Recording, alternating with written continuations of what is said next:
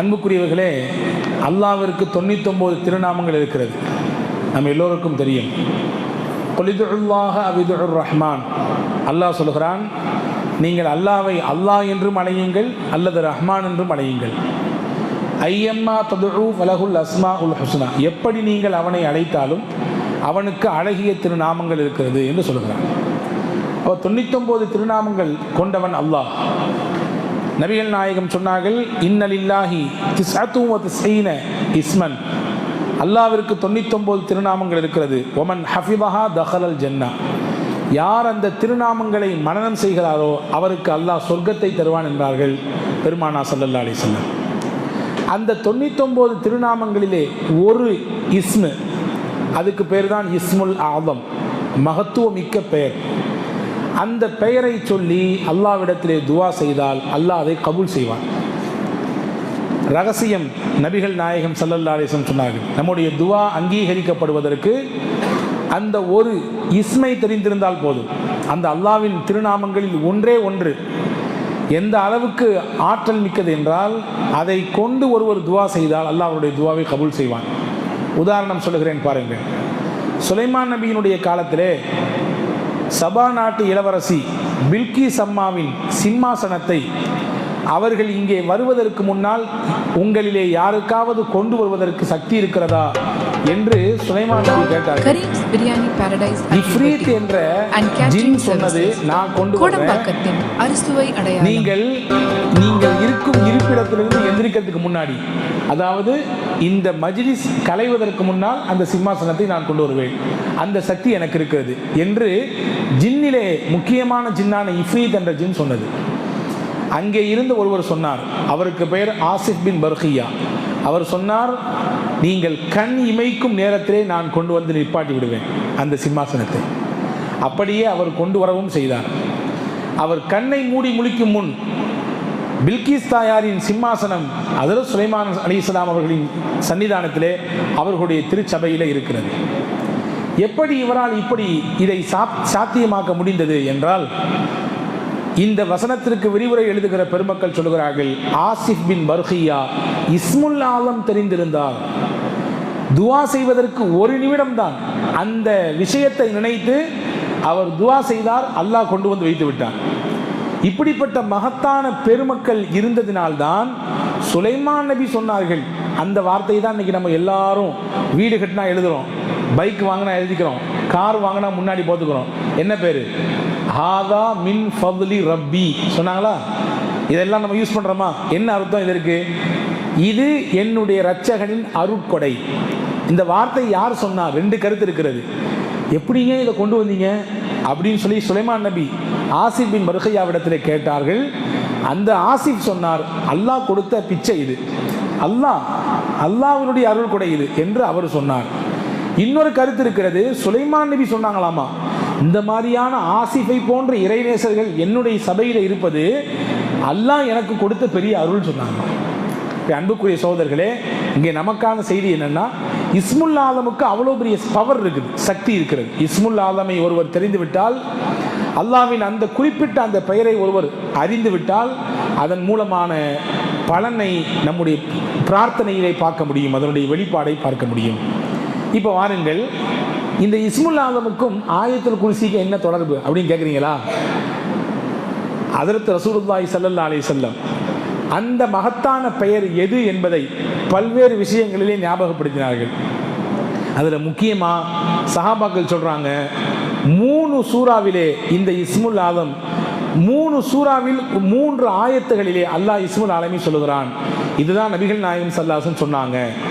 1 சூரா பக்ராவிலே வரக்கூடிய ஒரு வசனத்திலே இஸ்முல் ஆலமி அல்லாஹ் சொல்லுகிறான். 2 சூரா ஆல இம்ரானிலே ஒரு ஆயத்திலே அல்லாஹ் இஸ்முல் ஆலமி சொல்லுகிறான். 3 தாஹா என்ற அத்தியாயத்திலே ஒரு வசனத்திலே அல்லாஹ் இஸ்முல் ஆலமி சொல்லுகிறான். பக்ரா என்ற சூறாவிலே வரக்கூடிய வசனம்தான் இந்த ஆயத்துல் குர்சி, அல்லாஹு லா இலாஹ இல்லாஹுல் ஹய்யுல் கய்யூம் என்று தொடங்கக்கூடிய இந்த வசனம். ஆல இம்ரானில் வரக்கூடிய வசனம் தான் அலிஃப் லாம் மீம், அல்லாஹு லா இலாஹ இல்லாஹுல் ஹய்யுல் கய்யூம். அடுத்து தாஹா என்கின்ற அத்தியாயத்தில் வரக்கூடிய வசனம் தான் வஅனத்தில் உஜூஹு லில் ஹய்யுல் கய்யூம். இந்த 3 ஆயத்துலையும் ஒரு வார்த்தை மட்டும் திரும்பி திரும்பி வருது. என்ன வார்த்தை சொல்லுங்க? ஹய்யுல் கய்யூம். ஹஜ்ரத் ரசூலுல்லாஹ் சொன்னாங்க, இந்த ஹய்யுல் கய்யூம் என்ற இந்த வார்த்தை தான் இஸ்முல் ஆதம். எனவே இந்த 3 வசனங்களிலே மடக்கி மடக்கி வருவதனாலே இதுதான் இஸ்முல் ஆதம் என்று ஹஜ்ரத் ரசூலுல்லாஹ் சொன்ன இந்த ஹதீஸை பல்வேறு அறிஞர்கள் இதற்கு முக்கியத்துவம் கொடுத்து இந்த வார்த்தை இஸ்முல் ஆதமாக இருக்கலாம் என்று சொல்லித் தருகிறார்கள். அன்புக்குரியவர்களே, இன்னும் வேறு சில வார்த்தைகளையும் கூட ரசூலுல்லாஹ் சொல்லியிருக்காங்க. யா ஹன்னான், யா மன்னான், இந்த வார்த்தையாக கூட இருக்கலாம். அதே போன்று ரசூல் ஸல்லல்லாஹு அலைஹி வஸல்லம் சொன்ன ஒரு பிரபலமான ஹதீஸ் இருக்கிறது. அனஸ் ரலியல்லாஹு அன்ஹு அவர்களுடைய அறிவிப்பு, அல்லாஹும்ம இன்னி அஸ்அலுக பி அன்ன லக்கல் ஹம்த் லா இலாஹ இல்லா அன்தல் மன்னான் பதீஉ ஸமாவாதி வல் அர்த் யாதல் ஜலாலி வல் இக்ராம் யா ஹய்யு யா கய்யூம். இந்த வார்த்தை தான் இஸ்முல் ஆதம். இது ஒரு சஹாபி தொழுதுட்டு ஓதுனாங்களாம், சத்தமா ஓதுனாங்களாம். ரசூலுல்லாஹ் அவர் ஓதி முடிச்ச உடனே கூப்பிட்டு சொன்னாங்களாம், லகத் தஅல்லாஹ பி இஸ்மிஹில் ஆதம். அல்லாஹ்வுடைய திருநாமத்தை கொண்டு இவர் துஆ செஞ்சிட்டாரு. இவர் செஞ்ச துவாவுக்கு எவ்வளவு பெரிய பவர்னா, இவர் இப்போ கேட்டார்னா அல்லாஹ் உடனே கொடுத்துருவான். இவருடைய துவாவை உடனே அல்லாஹ் ஏற்றுக்கொள்வான். அப்படி ஒரு துவாவை செய்து விட்டார் என்று நபிகள் நாயகம் சொன்னதாகவும் ஒரு அறிவிப்பு இருக்கிறது அபூ தாவூதிலே. ஆக மொத்தத்தில் இந்த இஸ்முல் ஆதமிலும் யா ஹய்யு யா கய்யூம் என்ற வார்த்தை வருகிறது. அப்போ ரசூலுல்லாஹி ஸல்லல்லாஹு அலைஹி வஸல்லம் அன்னவர்களால் அறிவுறுத்தப்பட்ட இஸ்முல் ஆதம் இந்த சூரா பக்ராவிலே, அதிலும் குறிப்பாக நம் எல்லோருக்கும் அறிமுகமான ஆயத்துல் குர்சி என்ற அத்தியாயத்திலே, அந்த வசனத்திலே இடம்பெற்றிருக்கிறது நாம் கவனிக்க வேண்டிய ஒரு விஷயம். அன்பர்களே, ஆயத்துல் குர்சியை நாம் பல தடவை ஓதுகிறோம். ஒவ்வொரு நாளும் நம்மள பல பேர் ஓதுவாங்க. ஆனால் அதனுடைய மகத்துவத்தை நம்ம உள்ள வாங்கிக்கணும். ரசூலுல்லாஹி ஸல்லல்லாஹு அலைஹி வஸல்லம் சொன்னாங்க, ஒரு மனிதனுக்கு பாதுகாப்பு பெட்டகம் ஆயத்துல் குர்சி. யார் படுக்கைக்கு போகும் பொழுது ஆயத்துல் குர்சியை ஓதிட்டு படுக்கிறாங்களோ அவங்களுக்கு எல்லா விதமான பாதுகாப்பையும் அல்லாஹ் தருவான். ஹதீஸில் வருது, ரமலானில் ஜக்காத் கலெக்ட் பண்ணி மொத்தமாக சேர்த்து வச்சுருந்தாங்க மஸ்ஜித் நபவியில். இப்போ யாராவது ஒருத்தரை பொறுப்பு போடணும், இல்லைன்னா களவு போயிடும். அபூ ஹுரைரா ரலியல்லாஹு பொறுப்பு போட்டாங்க. பொறுப்பு போட்டிருக்கும் போது தூக்கம் தான் வந்துடுமே, எப்படியா இருந்தாலும் தூங்கக்கூடாதுன்னு நினச்சாலும் கூட கொஞ்சம் செத்த சாயலான்னா மொத்தமாக சாஞ்சிருவோம் இல்லையா? காலையில் ஃபஜருக்கு எந்திரிக்கும் போது பல சமயங்கள் நம்ம அனுபவப்பட்டிருவோம். மணி 5 தானே ஆகுது, 5:10 தான் பாங்கு, 5:10 தான் ஜமாத்து, கொஞ்சம் படுப்போம், எந்திரிச்சு பார்த்தா 7 ஆயிரும் இல்லையா? இப்படித்தான் அபூ ஹுரைரா ரலியல்லாஹு அன்ஹு முழிச்சிருந்து பார்த்துட்டு இருந்தாங்க. திடீர்னு அப்படி கண்ணை அழைந்து தூங்கிட்டாங்க. திடீர்னு எந்திரிச்சு பார்க்கலாம், யாரோ ஒரு திருட்டு பை வந்து அதை இந்த ஜக்காத்தை எல்லாம் அப்படி இப்போ சாக்கு பையில் அள்ளி போட்டுட்டு இருக்கான். போய் வேகமாக போய் பிடிச்சிட்டாங்க. எங்கே வந்த, யார் நீ? அவன் சொன்னான், நான் ஒரு ஏழை, குடும்பத்தில் பசி பட்டினியோடு இருக்கிறேன், ரொம்ப கஷ்டத்தில் இருக்கேன், என்னை விட்டு தயவு செஞ்சு, நான் உன்னை விடமாட்டேன், ரசூலுல்லாஹ்ட்ட கண்டிப்பாக உன்னை கூட்டிகிட்டு போவேன், உன்னை கொண்டு நிப்பாட்டுவேன் நபியின் முன்னால். இல்லை, நான் வரமாட்டேன், பசியினால தான் நான் திருடி போட்டேன், என்னை விட்டு எப்படின்னு சொல்லி கெஞ்சினா கதறினா. அதன் மீது இரக்கம் வந்து அந்த மனிதரை ஹஜ்ரத் அபூ ஹுரைரா எல்லாம் விட்டுட்டாங்க. காலை எந்திரிச்சவனும் ரசூல் ஸல்லல்லாஹு அலைஹி வஸல்லம் போய் பார்க்கலான்னு போகிறாங்க. ரசூலுல்லாஹ் கேட்டாங்க, ராத்திரி திருட்டு போய் வந்தானான்னு கேட்டாங்க, நைட்டு திருட வந்தானான்னு கேட்டாங்க. எப்படி ரசூலுல்லாஹ்க்கு தெரியும்? ரசூலுல்லாஹ்க்கு தெரியும், எல்லாம் தெரியும், அல்லாஹ் அறிவித்து கொடுத்தான். இப்போ ரசூலுல்லாஹ் ஆமையா ரசூலுல்லாஹ் வந்தான் அப்படின்னு சொல்லிட்டு இருக்கும்பொழுது ரசூலுல்லாஹ் சொன்னாங்க, போங்க போ, இன்னைக்கு வருவான் அப்படின்னாங்க. போங்க, இன்னைக்கு வருவான்னாங்க. இன்னைக்கு வருவானா? ரசூலுல்லாஹ்வே சொல்லிட்டாங்க, இன்னைக்கு வந்து கண்ணை முழிச்சு இருந்து பார்த்து அந்த பையலை எப்படியாவது பிடிச்சி நபிக்கு முன்னாடி நிப்பாட்டிடணும். அதே மாதிரி பாருங்கள், அதே டயத்தில் வந்து அல்ல நினைக்கும் பொழுது போய் பிடிச்சிட்டாங்க. மறுபடியும் அதே பாட்டு, அதே வறுமையினுடைய பாட்டு, என்னை விட்டுரு, நான் ஒரு பெரிய ஏழை, குடும்பம்லாம் குழந்தைகள்லாம் இப்போ பசியோடு பட்டுணியே இருக்கு, அதனால தான் வந்தேன், நேற்றே நீ ஏமாற்றிட்டு போனேன், இன்னைக்கு உன்னை விட மாட்டேன் அப்படின்னு சொல்ல, அவன் வந்தவன், என்னை விட்டு உனக்கு என்னன்னாலும் செய்கிறேன், நான் நாளைக்கு வரவே மாட்டேன், இதோடு முடிஞ்சுன்னு சொன்னான். இறக்கப்பட்டு விட்டாங்க. மறுநாள் காலில் போனாங்க, அதே ரசூலுல்லாஹ் கேட்டாங்க, வந்தானான்ட்டு. ஆமாம் வந்தான், போயிட்டு வாங்க, இன்னைக்கு வருவான் போங்க அப்படின்னாங்க. ஹஜ்ரத் அபூ ஹுரைராவுக்கு வருத்தமாக போச்சு, என்னடா பொறுப்பு கொடுத்தா இந்த திருட்டு பையன் வருவான்னு சொல்கிறாங்க ரசூலுல்லாஹ். இருந்தாலும் நபியினுடைய கட்டளை உத்தரவு போனாங்க, அதே மாதிரி காத்துக்கு இருந்தாங்க. அந்த பையன் வந்தான். ஹஜ்ரத் அபூ ஹுரைரா, இன்னைக்கு என்ன சொன்னாலும் நான் விடமாட்டேன், நிச்சயமாக விடமாட்டேன், நபியின் சன்னிதானத்திலே கொண்டு உன்னை நிப்பாட்டுவேன் என்று சொன்ன பொழுது வந்தவன் திருடன் சொன்னான், என்னை உற்று நான் உனக்கு ஒரு செய்தி சொல்லித்தரேன், உனக்கு ஒரு முக்கியமான தகவல் சொல்லித்தரேன், விர்ரியா அப்படின்னு கேட்டான். இல்மின் மீது பேராசை கொண்டவர்கள் சஹாபாக்கள். இன்னைக்கு நமக்கு தான் நேரம் காலம்லாம் சுருங்கி போச்சு. முன்னாடிலாம் கிளாஸ் வந்து பார்த்தீங்கன்னா 45 நிமிஷம், ஒரு பீரியட் வந்து 45 நிமிஷம். ஏன் 45 நிமிஷம் வச்சாங்க தெரியுமா? ஒருத்தருடைய சிந்தனையை கொண்டு வந்து 45 நிமிஷம் ஒரு இடத்துல வந்து குவித்து வைக்க முடியும். ஆனால் இன்னைக்கு அறிஞர்கள் சொல்றாங்க அந்த சிந்தனையின் அளவுன்றது குறைஞ்சு போச்சு. இன்னைக்கு அதிகபட்சமாக ஒரு மனுஷனுக்கு 3 நிமிஷத்துக்கு மேலே ஒரு விஷயத்தில் சிந்தனை இருக்கிறது இல்லை அப்படின்னா எல்லாரும் பார்க்குற மாதிரி தெரியுது. அசர்த்து 3 நிமிஷம் தாண்டி ரொம்ப நேரம் ஆகி போச்சு அப்படின்னு அந்த விஷயத்தை நாம் இங்கே கவனத்தில் கொள்ள வேண்டும். அன்புக்குரியவர்களே, இப்போ இல்மின் மீது தேட்டம் கொண்டவர்கள் சஹாபாக்கள். அவன் சொன்ன உடனே ஹஜ்ரத் அபூ ஹுரைரா என்ன சொல்லு அப்படின்னாங்க. டெய்லி ராத்திரி ஆனால் தூங்குறதுக்கு முன்னாடி ஆயத்துல் குர்சி ஓதிக்கோ, எல்லா பாதுகாப்பும் உனக்கு கிடைச்சிரும் அப்படின்னு சொன்னா அந்த விஷயத்தை அவங்க உள்வாங்கிட்டு இருக்கும்போதே எடுத்து ஓடி போயிட்டான் அந்த பையன் திருடன். நபிகள் நாயகத்திலே வந்தார்கள். அபூ ஹுரைரா வந்தானா என்று கேட்டார்கள். ஆமா யார சொல்லலான்னு சொன்னாங்க. சரி என்ன செய்தின்னு கேட்டாங்க. யார சொல்ல இன்னைக்கு இந்த மாதிரி நான் பிடிச்சி கொண்டு வந்து நிப்பாட்டலாம் நினைச்சேன், அவன் ஒரு செய்தி சொல்லி தந்தான் இப்படி அப்படின்னு சொல்லி ஹஜ்ரத் ரசூல் சொன்னாங்க, உண்மையான விஷயத்தை சொல்லியிருக்கான். ஆயத்துல் குர்சி யார் ராத்திரி ஓதுறாங்களோ அவங்களுக்கு அல்லாஹ் பாதுகாப்பு தருவான் அப்படின்னு சொல்லிட்டு ஹஜ்ரத் ரசூல்லா கேட்டாங்க, வந்தது யாருன்னு தெரியுமா அபூ ஹுரைரான்னு கேட்டாங்க. தெரியாது அப்படின்னாங்க ஹஜ்ரத் அபூ ஹுரைரா. தாக்க ஷைத்தான் நாங்க, அவன் தான் ஷைத்தான், அவன் பெரிய பொய்யன், ஆனால் உண்மையை சொல்லிட்டு போயிட்டான் நாங்க. அவன் ஒரு பெரிய பொய்யன் தான் அவன், ஆனால் அவன் சொன்ன செய்தி உண்மையானது. எவர் ஒருவர் இரவு நேரத்திலே ஆயத்துல் குர்சியை ஓதித்து படுக்க போகிறாங்களோ அவங்களுக்கு அல்லாஹ் பெரிய பாதுகாப்பை தருவான். ஒன்று, பாதுகாப்பை வழங்கக்கூடியது ஆயத்துல் குர்சி. ரெண்டாவது முக்கியமான செய்தி, ஒவ்வொரு நாளும் நீங்கள் ஃபரலை தொழுது முடித்தவுடன் ஆயத்துல் குர்சி ஓத வேண்டும்.